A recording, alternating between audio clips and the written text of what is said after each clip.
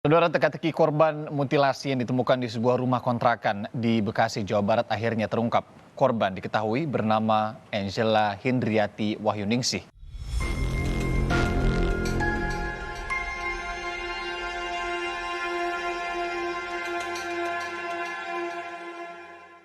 Halo Sobat Investigasi, selamat datang di channel MN Files. Belakangan dunia kriminal Indonesia dikemparkan dengan kasus penemuan jasad wanita dalam sebuah kamar kosan di Bekasi. Kuat dugaan ada latar belakang asmara di balik peristiwa tersebut. Seperti apa kronologinya? Mari kita buka filenya berikut ini. Kisah berawal pada Jumat 23 Desember tahun 2022, sekitar pukul 9 pagi. Pria bernama Muhammad Eki Listianto mengirim pesan WhatsApp kepada istrinya bernama Aca. Ia berpamitan ingin ke bank menggunakan ojek online. Padahal Eki baru saja pulang dari rumah sakit lantaran pendarahan lambung. Aca kemudian membalas pesan Eki, namun hanya centang satu. Mengetahui pesan tak terkirim, Aca pun gelisah, apalagi sudah berjam-jam suaminya itu tidak ada kabar. Mutasi rekening pun kemudian dilacak dan didapati ada penarikan dana di kawasan Rawalumbu, Bekasi pukul 4 sore. Hingga keesokan harinya masih belum ada kabar dari Eki. Pihak keluarga mencoba menelusuri ponselnya. Eki terlacak berada di Kalimalang, Jakarta Timur. Namun setelah itu ponselnya tidak aktif. Pukul 11 siang kembali terdeteksi melakukan penarikan dana dari ATM. Pihak keluarga makin khawatir dan memutuskan melaporkan ke Polsek Bantar Gebang, Bekasi. Pada 26 Desember, pihak keluarga mencari informasi ke pihak ojek online untuk mengecek riwayat perjalanan Eki. Pihak ojek online meminta kepolisianlah yang melakukan permintaan buka akses. Namun akun Eki diduga sudah dihapus. Dengan teknik penyelidikan, polisi kemudian berhasil melacak keberadaan Eki. Polisi mendatangi sebuah kontrakan di Kampung Buaran, Desa Lambang Sari, Kecamatan Tambun Selatan, Kabupaten Bekasi. Namun saat memasuki kamar Eki, bukan Eki yang polisi temukan, melainkan tumpukan box kontainer dan beberapa bungkus plastik sampah berwarna hitam berukuran besar di kamar mandi. Saat dibuka, polisi terkejut mendapati tubuh manusia di dalamnya. Jasad tersebut diketahui berjenis kelamin wanita yang sudah terpotong dalam beberapa bagian dan diduga dipotong menggunakan gergaji listrik. Kuat dugaan pelaku pembunuhan tak lain adalah Eki. Tak lama berselang, Eki pun berhasil ditangkap kala hendak menuju TKP. Ia tengah bersama seorang wanita yang bukan istrinya. Namun setelah melalui serangkaian pemeriksaan, wanita tersebut dibebaskan karena tidak ditemukan adanya keterkaitan dengan kasus ini. Menurut keterangan pemilik kontrakan, yaitu Dian Ardiansyah, Eki sudah hampir setahun menempati kontrakan tersebut. Dian tak mengetahui seperti apa keseharian Eki karena Eki jarang pulang ke lokasi.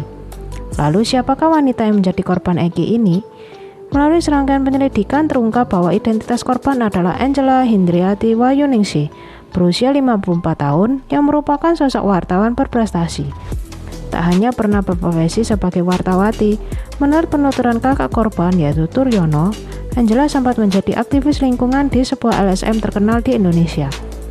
Sebelum jasad Angela ditemukan, Angela dilaporkan telah menghilang sejak Juli tahun 2019. Kala itu, posisi terakhir Angela tengah melaksanakan tugas kantor dan menginap di Hotel Grand Cordella, Bandung. Pada 23 Juni 2019, Angela berangkat ke Bandung untuk bertugas. Dan pada Senin 24 Juni tahun 2019, Angela diketahui check out pada pukul 10 pagi. Pada jam 12 siang, Angela masih sempat berkirim chat di grup WhatsApp kantor. Ia menyampaikan tengah perjalanan pulang dari Bandung ke Jakarta. Namun usai mengirim pesan, Angela tak pernah lagi diketahui keberadaannya. Saat itu pihak keluarga tak langsung melapor ke polisi dan masih terus berusaha mencari informasi dari rekan maupun sahabat Angela. Karena tak menemukan titik terang keberadaan Angela, pihak keluarga akhirnya memutuskan melapor ke Polsek Setiabudi, Kuningan, Jakarta Selatan. Namun pihak kepolisian Jakarta menolak laporan dan menyarankan keluarga membuat laporan ke wilayah hukum Polda Jawa Barat berdasarkan posisi terakhir Angela. Laporan kemudian masuk ke pihak SPKT Polda Jawa Barat pada 26 Juli 2019. Berdasarkan laporan pihak keluarga, diketahui Angela tinggal di apartemen Kalibata City, Jakarta Selatan. Pihak keluarga juga melaporkan bahwa Angela sempat kabur dari rumah. Meski hilang sejak tahun 2019, menurut keterangan Kasubdit Resmob di Reskrimum Polda Metro Jaya Kompol Reza Viyardi, Angela dibunuh Eki pada bulan November tahun 2021. Selama kurun waktu kurang lebih 1 tahun 1 bulan, jasad Angela disimpan di TKP.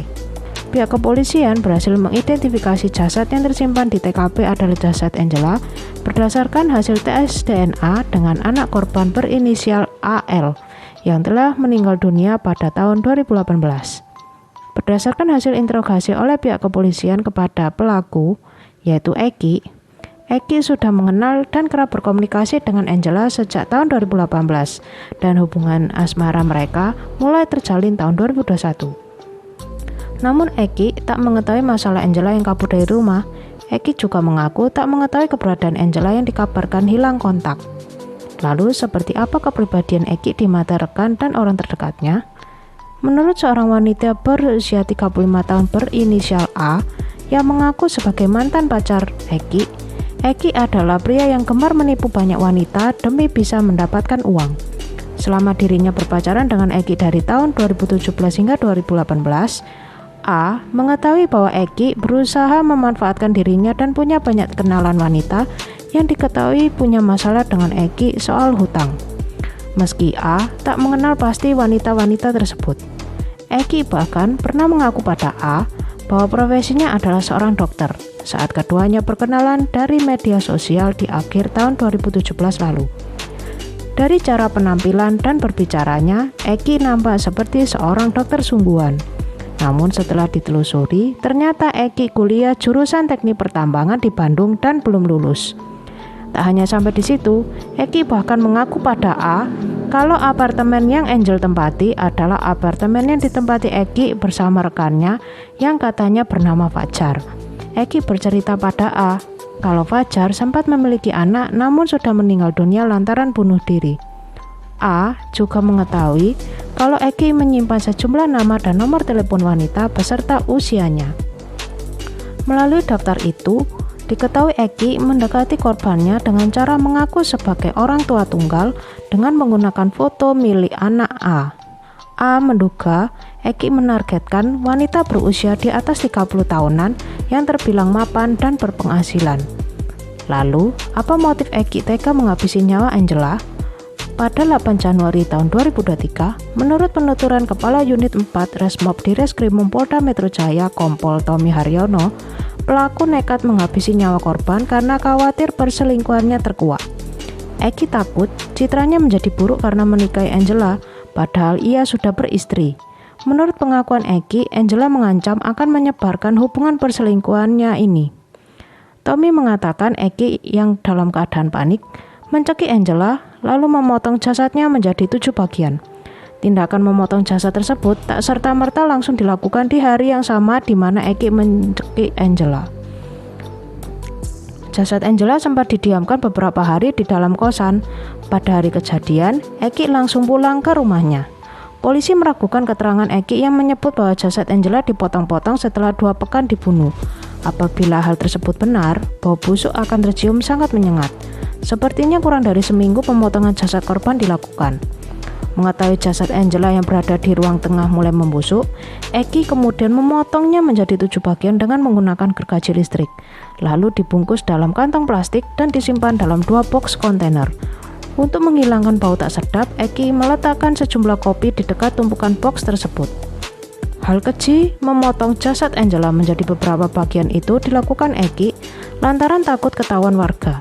Ia pun juga dilanda kebingungan kemana ia bisa membuang dan mengubur jasad Angela. Namun jasad Angela berhasil ditemukan oleh pihak kepolisian pada 29 Desember tahun 2022 lalu. Fakta terbaru diungkap oleh Kombes Hengki Haryadi pada 19 Januari tahun 2023 bahwa Eki diduga ingin menguasai harta Angela, antara lain menguasai apartemen Angela dengan proses kepemilikan dengan mekanisme yang ilegal serta menguras ATM milik Angela. Eki diketahui pernah menggadaikan sertifikat rumah milik Angela, namun tidak dirincikan rumah mana yang dimaksud. Peralihan unit apartemen secara ilegal itu juga tidak dirincikan. Sebelumnya diketahui pihak keluarga Angela sempat mencurigai adanya motif serupa lantaran unit apartemen milik Angela telah berpindah tangan. Berdasarkan keterangan sepupu Angela, ada rekannya yang seorang agen properti yang mengaku padanya kalau ada seseorang yang ingin menjual apartemen Angela, namun bukan atas nama Angela. Kami berpikir bahwa ada sesuatu yang perlu dibuktikan. Nah, kalau kami sebagai keluarga bisa saja kita mengatakan bahwa ini pembunuhannya berencana. Pembunuhannya itu motifnya pengen menguasai. Kenapa kami mengatakan begitu? Eki itu ya nggak jelek lah, sudah dibilang ganteng. Umurnya 31 tahun pada waktu tahun 2019. Macarin adik saya yang umurnya 51 tahun. Dan saya bilang adik saya nggak cantik. Terus maunya apa? Ini yang saya informasi kami sampaikan. Terus terang, kalau dikatakan bahwa motifnya adalah asmara, asmara yang mana? Betul bahwa itu terjadi kenalan, pertemanan, dan sebagainya. Siapa yang bisa membuktikan itu? Kasus ini masih terus didalami. Menurut penuturan Kombes Hengki Haryadi, masih ada potensi munculnya tersangka baru yang terlibat dalam kasus ini. Sekian investigasi kali ini, jangan lupa untuk like, share, dan subscribe. Terima kasih dan sampai jumpa di video selanjutnya.